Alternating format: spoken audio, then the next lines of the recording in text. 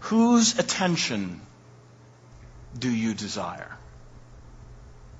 And whose approval do you crave?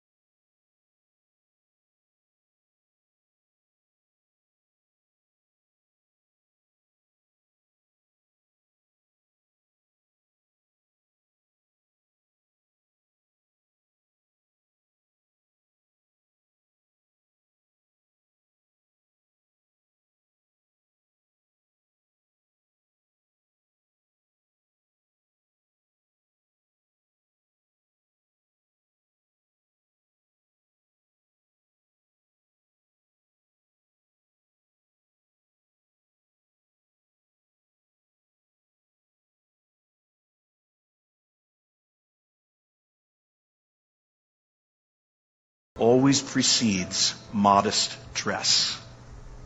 Modest